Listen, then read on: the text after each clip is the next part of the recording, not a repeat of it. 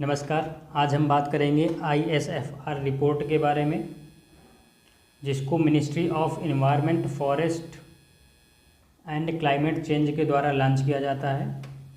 सर्वप्रथम यह पहली बार 1987 में लॉन्च की गई थी और उसके बाद से प्रत्येक 2 वर्षों पर जारी किया जाता है इसको। ये जो 2021 की रिपोर्ट है, ये अपनी 17वीं रिपोर्ट है। और मैं आपको बता दूं, ISFR रिपोर्ट के बारे में अंडरस्टैंडिंग बनाने के लिए और कैसे याद रखना डेटाज़ को, इसके लिए सबसे ज़्यादा ज़रूरी है ISFR रिपोर्ट को अच्छे से समझने के लिए आपको 2 बातें अवश्य पता होनी चाहिए। नंबर 1 राज्यों के नाम और उनकी अवस्थिति क्या है, और नंबर 2 है फिजिकल ज्योग्राफी ऑफ इंडिया और भारतीय मानसून। यदि इन दोनों के बारे में आपको अच्छे से पता है तो आपको ISFR रिपोर्ट रटना नहीं पड़ेगा, आपको अच्छे से याद हो जाएगा। कि नाम याद करने की सबसे अच्छी ट्रिक है कि आप उत्तर से शुरू कर दें, लद्दाख से, और आप क्लॉकवाइज या एंटी क्लॉकवाइज सभी राज्यों के नाम याद कीजिए, तो बेहतर तरीके से याद हो जाएंगे। जैसे मैं एंटी क्लॉकवाइज पढ़ता हूँ, और जम्मू कश्मीर, पंजाब, हिमाचल प्रदेश, पंजाब, हरियाणा, राजस्थान, गुजरात, महाराष्ट्र, कर्नाटका, गोवा, केरला, तमिलनाडु, आंध्र प्रदेश, तेलंगाना, उड़ीसा, पश्चिम बंगाल, झारखंड, बिहार, यूपी, और आपके 2 स्टेट बचते हैं, MP, मध्य प्रदेश और छत्तीसगढ़। और इसके बाद पूर्वी भारत आता है। पूर्वी भारत में आप देखेंगे कि 8 राज्य हैं। 8 में से 7 सिस्टर प्लस 1, सिक्किम को हम 7 सिस्टर पे नहीं काउंट करते हैं। इसके अलावा असम, अरुणाचल प्रदेश, नागालैंड, मणिपुर, मिजोरम, त्रिपुरा और मेघालय, ये 7 राज्य 7 सिस्टर कहलाते हैं। यदि हम फिजिकल ज्योग्राफी ऑफ इंडिया की बात करते हैं तो उत्तर में आप देखेंगे कि हिमालय का जो पर्वत है वो फैला हुआ है, और ये पूर्वी भारत, उत्तर पूर्वी भारत पर भी इसकी कुछ श्रेणियां पाई जाती हैं, नागालैंड, मणिपुर, मिजोरम और त्रिपुरा साइड में। ठीक है।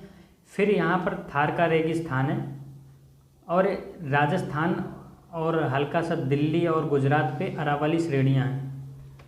और आप पश्चिमी तट पर पाएंगे कि पश्चिमी घाट है, और पूर्वी तट पर पूर्वी घाट है।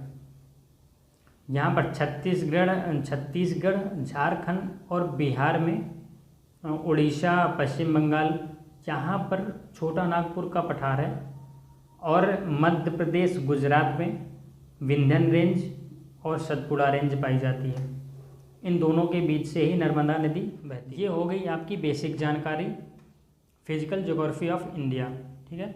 और भारतीय मानसून, जिसको हम दक्षिण पश्चिम मानसून कहते हैं, इसकी मुख्यतः 2 शाखाएं होती हैं, एक अरब सागर और दूसरी शाखा बंगाल की खाड़ी से होते हुए भारत में प्रवेश करती है।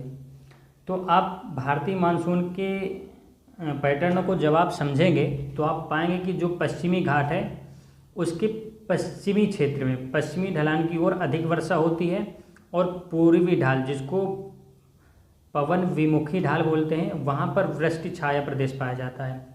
ठीक है। और सबसे अधिक वर्षा उत्तर पूर्वी भारत में होती है। फिर इसके बाद हिमालय का जो दक्षिणी क्षेत्र है वहाँ पर वर्षा होती है। इससे आप समझ गए होंगे कि जहाँ पर वर्षा अधिक होगी, ठीक है, और तापमान अच्छा होगा, और पहाड़ियों के पवन विमुखी ढाल की तरफ अच्छे से वर्षा होगी। और ये जो बंगाल की खाड़ी से शाखा जाती है, इसकी एक शाखा तो उड़ीसा से होकर छत्तीसगढ़, मध्य प्रदेश की ओर जाती है, और दूसरी शाखा पूर्वी भारत से होकर उसके बाद हिमालय के दक्षिण में बहती हुई पश्चिम की ओर जाती है। तो इससे आप पाएंगे कि ये जो क्षेत्र है, उड़ीसा, छत्तीसगढ़ और मध्य प्रदेश का कुछ भाग, यहाँ पर अधिक वर्षा होगी। पूर्वी भारत, उत्तर पूर्वी भारत पर अधिक वर्षा होगी, और पश्चिमी घाट के पश्चिम में अधिक वर्षा होगी। जो ISFR के डेटाज हैं उनको याद करने में आसानी होगी।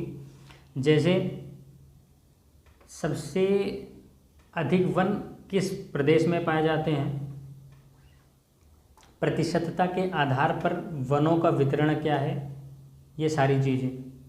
और ISFR के बेसिक्स एवं डेटाज के बारे में हम अगले वीडियो में बात करेंगे।